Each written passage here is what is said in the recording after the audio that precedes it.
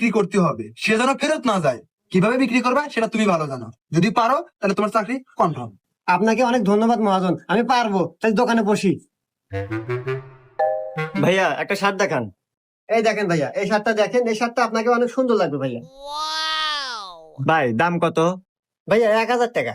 না ভাই বেশি হয়ে যায়। আচ্ছা ভাইয়া, আপনি 800 টাকা দেন। না ভাইয়া তাও বেশি হয়ে গেল।